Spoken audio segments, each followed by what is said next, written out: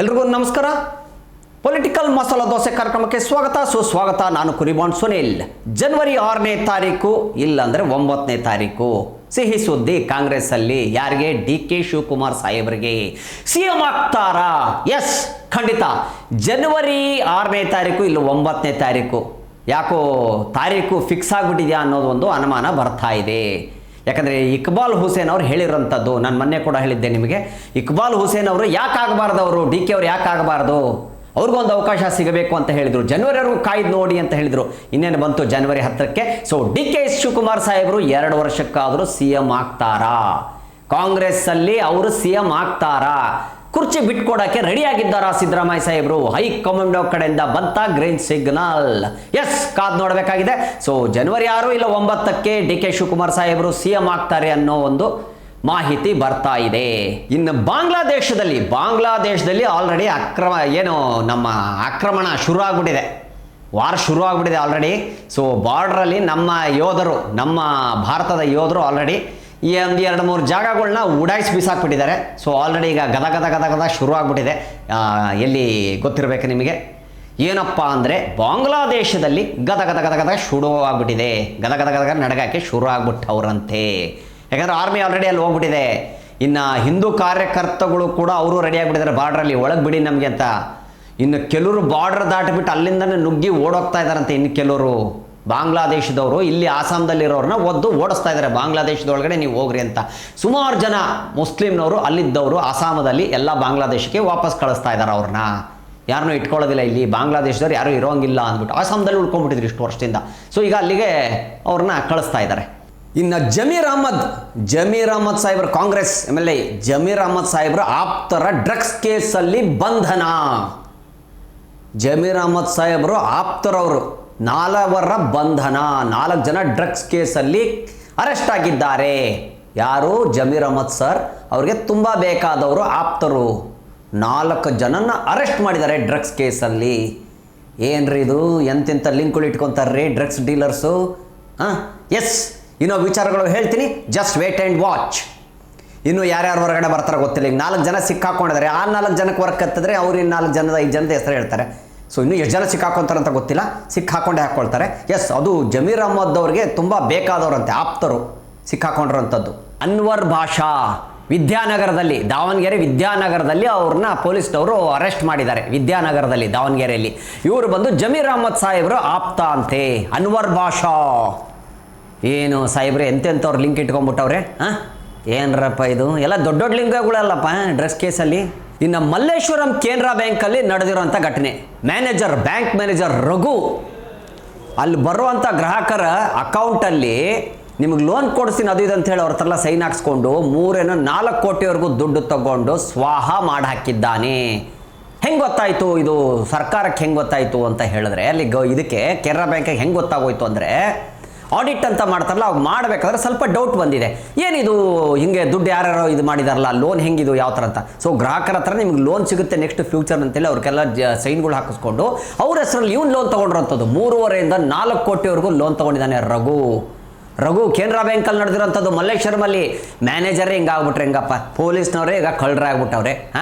ಈಗ ಮ್ಯಾನೇಜರ್ ಹಿಂಗಾಗ್ಬಿಟ್ರೆ ಈಗ ನಂಬಿಕೆ ಯಾರ ಮೇಲೆ ಬರಬೇಕು ಜನಕ್ಕೆ? ಯಾರನ್ನ ನಂಬ್ತಾರೆ? ಮನೆ ATM ಲೂಟಿ ಒಳಗಡೆ ಪೊಲೀಸ್ ಕೈವಾಡ, ಈಗ ಬ್ಯಾಂಕ್ ಒಳಗಡೆ ಮ್ಯಾನೇಜರ್ ಕೈವಾಡ. ಏನ್ರಿ ಇದು? ಯಾರನ್ನ ನಂಬಬೇಕು ಜನ? ಯಾರನ್ನ ನಂಬಿ ದುಡ್ಡಿಡಬೇಕು? ಬ್ಯಾಂಕ್ಗಳ ಮೇಲೂ ನಂಬಿಕೆ ಇಲ್ದಂಗೆ ಆಗ್ಬಿಟ್ರೆ ಹೆಂಗೆ? ಬ್ಯಾಂಕೇ ಲೂಟಾಗಿ ಹೋಗ್ಬಿಟ್ಟಿತ್ತು ಮೊನ್ನೆ, ವ್ಯಾನೇ ಹಾರಿಸ್ಕೊಂಡು ಹೋಗ್ಬಿಟ್ಟಿದ್ರು. ಇಲ್ಲಿ ನೋಡಿದ್ರೆ ಇವಾಗ ಈ ಘಟನೆ. ಯಾರನ್ನ ನಂಬಬೇಕು ಜನ? ದುಡ್ಡು ಮನೇಲಿ ಇಟ್ಕೊಳಕ್ಕಾಗತ್ತಾ? ಮನೆಯೊಳಗೆ ಇಟ್ಕೊಂಡ್ರೆ ಕಳ್ಳರ ಕಾಟ, ಮನೆಯೊಳಗೆ ದುಡ್ಡಿದ್ರೆ ಕಳ್ಳರ ಕಾಟ, ಅಲ್ಲೂ ಸೇಫ್ ಇಲ್ಲ. ದುಡ್ಡು ಇಡಬೇಕಾದ್ರೂ ಎಲ್ಲಿ ಇಡಬೇಕಂಗಾದ್ರೆ. ಇನ್ನು ಇವತ್ತು CM ಸಿದ್ದರಾಮಯ್ಯ ಸಾಹೇಬ್ರು ಹೇಳಿರೋವಂಥದ್ದು, ಕೋಗಿಲೆ ಲೇಔಟಲ್ಲಿ ನೋಟಿಸ್ ಕೊಟ್ಟಿದ್ವಿ ಅವ್ರಿಗೆ. ಇದು ಸರ್ಕಾರಿ ಜಾಗ, ಖಾಲಿ ಮಾಡಿಬಿಡಿ ಅಂತ ಹೇಳಿದ್ವಿ. ಆದರೂ ಯಾರೂ ಕೂಡ ಅದಕ್ಕೆ ಏನೂ ರೆಸ್ಪಾನ್ಸ್ ಕೊಟ್ಟಿರಲಿಲ್ಲ. ಅದಕ್ಕೆ ನಾವು 167 ಮನೆಗಳನ್ನು ಡೆಮೊಲೇಷನ್ ಮಾಡಿ ಹಾಕಿದ್ವಿ. ವಾರ್ನ್ ಮಾಡಿದ್ರು ಕೂಡ ಅವ್ರಿಗೆ ನಾವು ನೋಟಿಸ್ ಕಳಿಸಿ ತುಂಬ ಹೇಳಿದ್ರು ಕೂಡ ಅವರು ಅಲ್ಲಿಂದ ಖಾಲಿ ಮಾಡಲಿ, ಯಾಕಂದರೆ ಅದು ಸರ್ಕಾರಿ ಜಾಗ ಆಗಿತ್ತು. ಸೊ DK ಶಿವಕುಮಾರ್ ಸಾಹೇಬರು ಹೋಗಿ ಅಲ್ಲಿ ಭೇಟಿ ನೀಡಿ ಬಂದಿದ್ದಾರೆ ಅಂಥೇಳಿ CM ಸಾಹೇಬರು ಹೇಳಿರೋಂಥದ್ದು ಇವತ್ತಿನ ಏನು ವಿಚಾರಗಳಿತ್ತು ಇವತ್ತು ಭಾಷಣದಲ್ಲಿ ಹೇಳಿರೋಂಥದ್ದು. ಇನ್ನೊಂದು ವಿಚಾರ ಗಣಪ, ಇನ್ನು ಪ್ರದೀಪ್ ಈಶ್ವರ್ ಅವರು ಗೊತ್ತಲ್ವಾ, ಟ್ರೋಲಿಂಗು ಮಾಸ್ಟರ್ ಅಂತಲೇ ಹೇಳ್ತಾರೆ ಅವ್ರನ್ನ. ಯಾಕೆ ಹೇಳ್ತಾ ಇದ್ದೀನಿ ಅಂದರೆ ನಾನಲ್ಲ, ಅವರೇ ಹೇಳಿರೋಂಥದ್ದು. ನನ್ನ ಟ್ರೋಲ್ ಮಾಸ್ಟರ್ ನಾನು, ನನ್ನ ಇಟ್ಕೊಂಡು ಟ್ರೋಲ್ ಮಾಡ್ಕೋತಾರೆ ಅಂತ. ಸೊ ಅದು ಬಿಟ್ಟುಬಿಡಿ. ಇವತ್ತಿನ ವಿಚಾರ ಏನಪ್ಪ ಅಂದರೆ, ಪ್ರದೀಪ್ ಈಶ್ವರ್ ಸಾಹೇಬ್ರು ಹೇಳೋದು ಇಲ್ಲೇ ಚಿಕ್ಕಬಳ್ಳಾಪುರದಲ್ಲಿ ಫಸ್ಟು ಮೇಮು ಅక్కడ ಪಾಯಿಂಟ್ ನೀ ಎಕ್ಕಡ ಕೋಲಾರಕ್ಕೆ ಪಾಯಿಂಟ್ ನೀನು ಅಂದ್ರು. ಅಲ್ಲ, ಅವ್ರು ಹೇಳ್ತಾ ಇರೋದು ಕೋಲಾರ್ಗೆ ಹೋಗಬೇಕಾಗಿತ್ತು ಫಸ್ಟು, MRI ಅದು ಇದು ಏನೋ ಮಾಡಿಸ್ಬೇಕು ಅಂದರೆ ಈಗ ಇಲ್ಲೇ ಹಾಸ್ಪಿಟ್ಲ್ ಮಾಡ್ತಾ ಇದ್ದೀನಿ 20 ಕೋಟಿ ಖರ್ಚು ಮಾಡಿ, ನೀವು ಯಾರೆಲ್ಲೂ ಹೋಗೋಂಗಿಲ್ಲ, ಫ್ರೀಯಾಗಿ ನಿಮ್ಗೆ ಹಾಸ್ಪಿಟ್ಲ್ ಕಟ್ಕೊಡ್ತಾ ಇದ್ದೀನಿ. ಆಮೇಲೆ ಹಿಂದೂಗಳು, ಮುಸ್ಲಿಮು, ಕ್ರಿಶ್ಚಿಯನು ಎಲ್ಲೋ ನಮ್ಮ ಬಾಂಧವರು, ಮುಸ್ಲಿಮು ಬಾಂಧವರನ್ನೆಲ್ಲ ಬೈತಾರೆ. ಯಾರೋ ಒಬ್ಬನು JCB ಇಟ್ಕೊಂಡು JCB ಅಂತಲ್ಲ. ಯಾರಿಗೆ ಹೇಳ್ತಾರೆ ಗೊತ್ತೇನಪ್ಪ, ಯತ್ನಾಳ್ ಸಾಹೇಬ್ರಿಗೆ ಹೇಳ್ತಾರಂತ ಮಾತು. JCB ಇಟ್ಕೊಂಡವನಲ್ಲ, JCB ಮಾತೆತ್ತರ JCB ಅಂತನಲ್ಲ ಅಂಥೇಳಿ ಅವ್ರಿಗೆ ಏಕವಚನದಲ್ಲಿ ಮಾತಾಡ್ರಂಥದ್ದು. ಯಾರೋ ಪ್ರದೀಪ್ ಈಶ್ವರ್ ಸಾಹೇಬರು ಮಾತಾಡ್ರಂಥದ್ದು. ಯಾರಿಗೆ? ಯತ್ನಾಳ್ ಸಾಹೇಬ್ರಿಗೆ. ಅವನು JCB ಇಟ್ಕೊಂಡವನಲ್ಲ, ಅವನು ಯಾರೋ ಬೈತಿರ್ತಾನಲ್ಲ ಬರೀ ಮುಸ್ಲಿಂ ಬಾಂಧವರಿಗೆ, ಅವನು ನಾವೆಲ್ಲ ಒಂದೇ. ಅಬ್ದುಲ್ ಕಲಾಂ ಅವ್ರು ಯಾರು? ಮುಸ್ಲಿಮು, ಆದರೆ ಅವ್ರು ರಾಷ್ಟ್ರಪತಿ ಆಗಿರಲಿಲ್ವಾ? ಅವ್ರು ನಾವು ಗೌರವಿಸ್ಲಿಲ್ವಾ, ಪೂಜಿಸ್ಲಿಲ್ವಾ? ಎಲ್ಲರೂ ನಮ್ಮವರೇ, ಎಲ್ಲ ನಮ್ಮ ಭಾರತದವರೇ. ಹಾಸ್ಪಿಟ್ಲ್ ಮಾಡ್ಕೊಡ್ತೀನಿ, ಆ ಕಡೆ ರೋಡ್ ಲೇದಣ್ಣ ನೀಳೊಚ್ಚಿಂದಿ ಅಂದರು, ಅದಕ್ಕೆ ನಾನು ಅಲ್ಲೂ ರೆಡಿ ಮಾಡಿಸ್ಕೊಟ್ಟಿದ್ದೀನಿ. ಇಲ್ಲೊಂದು ಲೈನು, ಆ ಕಡೆ ಒಂದು ಲೈನು, ಸ್ವಲ್ಪ KEBದೊಂದು ಪರ್ಮಿಷನ್ ಬರ್ಬೇಕಾದ್ ಬಂತು ಅಂದರೆ ರೋಡ್ಗಳು ಮಾಡಿಕೊಟ್ಬಿಡ್ತೀನಿ ನಿಮಗೆ. ಎಲ್ಲೂ ಹೋಗಂಗಿಲ್ಲ, ಇದೇ ರೋಡಲ್ಲಿ ಓಡಾಡ್ತಾ ಇರ್ಬೋದು ನೀವು ಆರಾಮಾಗಿ. BJPಯವರು ಕಳ್ಳರು ನಾನಲ್ಲ ಹೇಳ್ತವ್ರದ್ದು. ಇದು ಪ್ರದೀಪ್ ಈಶ್ವರ್ ಸಾಹೇಬ್ರು ಹೇಳಿರೋಂಥದ್ದು. ಅವನು ಯಾವನೋ JCB ಇಟ್ಕೊಂಡವನೇ, JCB ಅವನು ಅನ್ನೋ ಮಾತನ್ನ ಅವಾಗ ಟ್ವಿಸ್ಟ್ ಮಾಡಿ ಹೇಳ್ಬಿಟ್ಟವ್ರು. ಅಲ್ಲ, ನಾನು ಹೇಳ್ತಾ ಇರೋದಲ್ಲಪ್ಪ, ನೀವು ಬೇಕಾದ್ರೆ ನೋಡಿ ಕೇಳಿ. ಅವರು JCB ಅಂದರೆ ಅದೇ ನಮ್ಮ ಬಸವನಗುಡಿ ಪಟೇಲ್ ಸಾಹೇಬ್ರಿಗೆ ಹೇಳಿರೋಂಥದ್ದು. ನಾವು ಸಾಹೇಬ್ರು ಅಂತಲೇ ಮಾತಾಡಿಸ್ತೀವಪ್ಪ, ನಾವು ಅವ್ರಿಗೆ ಹೇಳೋ ಸಾಹೇಬ್ರನ್ನೇ. ಅವ್ರು ಯಾರೇನು ಹೇಳ್ಕೊಳ್ಳಿ. ಇದು ಕಾಂಗ್ರೆಸ್ ವಿರೋಧ ಪಕ್ಷದವ್ರು ಹೇಳ್ತಾರೆ, ಅವನು ಅಂತಾರೆ, ಇವನು ಅಂತಾರೆ, ಹೋಗಲ್ಲೇ ಅಂತಾರೆ, ಏನು ಬೇಕಾದ್ರೂ ಮಾತಾಡ್ಕೋತಾರೆ.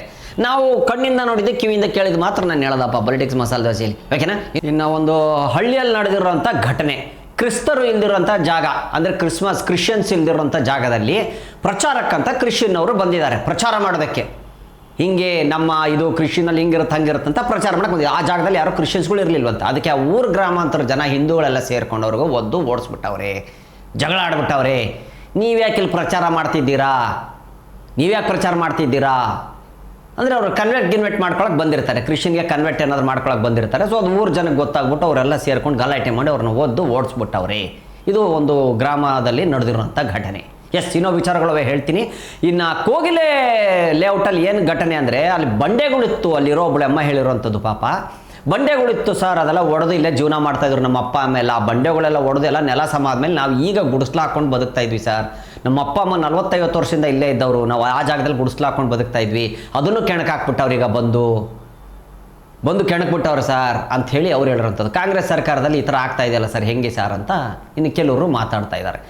ಇನ್ನು ಹುಣಸೂರಲ್ಲಿ ಏನು ಚಿನ್ನದ ಅಂಗಡಿ ಕಳ್ತನ ಆಯಿತು, ಹುಣಸೂರಲ್ಲಿ ಸ್ಕೈ ಅಂದ್ಬಿಟ್ಟು ಒಂದು ಡೈಮಂಡು ಏನಿತ್ತು, ಅದು ಏನು ಕಳ್ತನ ಆಯಿತು, ಅದು ಇನ್ನೂ ಇಂಚಿಂಚು ಮಾಹಿತಿ ಹಾಕ್ತಾ ಇದ್ದಾರೆ ಪೊಲೀಸ್ನವರು. ಇನ್ನೂ ಮಾಹಿತಿ ಹಾಕ್ತಾ ಇದ್ದಾರೆ. ಚಿನ್ನ ಎಲ್ಲೋಗ್ಬಿಟ್ಟೈತೋ ಗೊತ್ತಿಲ್ಲ. ಇನ್ನು 5 ಕೋಟಿ ಬರೋಬ್ಬರಿ ಅವ್ರು ಹೇಳಿರೋಂಥದ್ದು 5 ಕೋಟಿ. ಇನ್ನು ಎಷ್ಟಿತ್ತೋ ಜಾಸ್ತಿನೇ ಇರ್ಬೋದು, 10 ಕೋಟಿನೂ ಇರ್ಬೋದು, 8 ಕೋಟಿನೂ ಇರ್ಬೋದು ನಾನು ತಿಳಿದಂಗೆ. ಯಾಕಂದ್ರೆ ಟ್ಯಾಕ್ಸ್ ಅವಾಯ್ಡ್ ಮಾಡೋಕ್ಕೆ ಸ್ವಲ್ಪ ಸುಳ್ಳು ಹೇಳ್ಬೋದು ಅಂಗಡಿಯವರು, ಕರೆಕ್ಟಲ್ಲೋ, ಅದು ಚಾನ್ಸಸ್ ಇದೆ.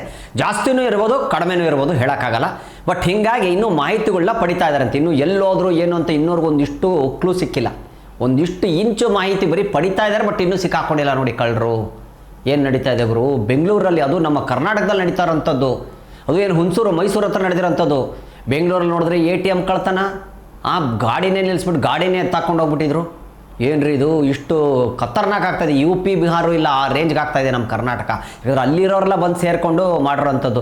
ಚಿನ್ನದ ಬೆಲೆ ಜಾಸ್ತಿ ಆಗ್ಬಿಡ್ತಲ್ಲ, ಕಣ್ಣು ಬಿದ್ದುಬಿಡ್ತು. ಅದೇನಾದ್ರು ರೇಟ್ ಕಡಿಮೆ ಇದ್ದಿದ್ರೆ, 100 ರೂಪಾಯಿನೋ 150 ಗ್ರಾಮ್ ಇದ್ದಿದ್ರೆ ಯಾರನ್ನ ಮುಡ್ತಿರಲಿಲ್ಲ. ಚಿನ್ನ ಎಷ್ಟು ಜಾಸ್ತಿ ಆಗುತ್ತೋ ಅಷ್ಟು ಆಪತ್ತು ಜಾಸ್ತಿ ಆಗುತ್ತೆ. ಹುಷಾರಾಗಿರ್ರಿ ಹೆಣ್ಮಕ್ಳು, ಬೆಳಗ್ಗೆ ರಂಗೋಲಿ ಹಾಕೋ ಟೈಮ್ಗೆ, ಕಸ ಗುಡಿಸೋ ಟೈಮ್ಗೆ ಚೈನ್ ಕಳ್ಳರು ತುಂಬ ಇದ್ದಾರೆ. ಎಚ್ಚರವಾಗಿರ್ರಿ ದಯವಿಟ್ಟು.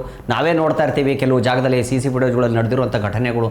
ಊರುಗಳಲ್ಲಿ ಏನೋ ಅಡ್ರೆಸ್ ಕೇಳಿದಾಗ ಮಾಡಿ ಬಂದು ಚೈನ್ ಹೇಳ್ಕೊಂಡು ಹೋಗ್ಬಿಡ್ತಾರೆ. ಇವೆಲ್ಲ ಮಾಡ್ತಾ ಇದ್ದಾರೆ. ಹುಷಾರಾಗಿರಿ ದಯವಿಟ್ಟು. ಚಿನ್ನಗಳೆಲ್ಲ ಜಾಸ್ತಿ ಹಾಕೊಳಕ್ಕೆ ಹೋಗ್ಬಿಡಿ. ನಾವು ಫಂಕ್ಷನ್ ಇದೆ, ಎಲ್ಲೋ ಹೋಗಬೇಕಾದ್ರೆ ಅವಾಗ ಹಾಕ್ಕೊಳ್ಳಿ. ಜಾಸ್ತಿ ಒಡವೆ ತೋರಿಸುವಂಥ ಕೆಲಸ ದಯವಿಟ್ಟು ಮಾಡಬೇಡಿ. ಯಾಕಂದರೆ ಒಡವೆ ರೇಟ್ ಎಷ್ಟು ಜಾಸ್ತಿ ಆಗುತ್ತೋ ಅಷ್ಟು ಆಪತ್ತು ಬರುತ್ತೆ. ದಯವಿಟ್ಟು ಎಚ್ಚರಿಸ್ಕೊಳ್ಳಿ. ಇಷ್ಟು ಮಾತ್ರ ಹೇಳಕ್ಕೆ ಸಾಧ್ಯ. ಇನ್ನು ಇವತ್ತಿನ ವಿಚಾರ ಇಷ್ಟಾಗಿತ್ತು. ಸುದ್ದಿಗಳಿಗೇನು ಕಡಿಮೆ, ಕರ್ನಾಟಕದಲ್ಲಿ ಸಿಗ್ತಾನೆ ಇರ್ತವೆ ಸುದ್ದಿಗಳು, ಹೊಸ ಸುದ್ದಿಗಳು ತೊಗೊಂಡು ಬರ್ತಾ ಇರ್ತೇನೆ. ಓಕೆ, ಕಣ್ಣಿಂದ ನೋಡಿದ್ದು, ಕಿವಿಯಿಂದ ಕೇಳಿದ್ದು ಮಾತ್ರ ನಾನು ಹೇಳೋದು ಪೊಲಿಟಿಕಲ್ ಮಸಾದೋಸಲ್ಲಿ. ಇವತ್ತು ಯಾರು ನೋಡೋರು ಎಲ್ರಿಗೂ ಧನ್ಯವಾದಗಳು ಅನ್ನೋದಾದರೆ ಮತ್ತೆ ತೊಗೊಂಡು ಬರ್ತೀನಿ ಸುದ್ದಿ ಅನ್ನುತ್ತಾ ಹೊರಡು ಬರ್ತೀನಿ. ಜೈ ಹಿಂದ್ ಜೈ ಕರ್ನಾಟಕ ಮಾತೆ. ಶಂಭುಲಿಂಗ ಬರ್ತೀನಿ ಕಂಡ್ರ ಎದ್ಲಾಯ್ಕಾಯಿರು ವಿಧಾನಸೌಧಕ್ಕೆ ಹೋಗ್ಬೇಕು. ನಿಮ್ಮೆಲ್ಲರ ಓಟು ಯಾರಿಗೆ? ನನಗೆ. ನಿಮ್ಮೆಲ್ಲರ ಓಟು ಯಾರಿಗೆ? ನನಗೆ ಓಟ್ ಬರ್ತೀನಪ್ಪ. ಶಂಭುಲಿಂಗ ನನ್ನೆಲ್ಲ ಹೋಗೋಣ. ನಿಮ್ಮೆಲ್ಲರ ಓಟು ನನಗೆ. ಶಂಭುಲಿಂಗ.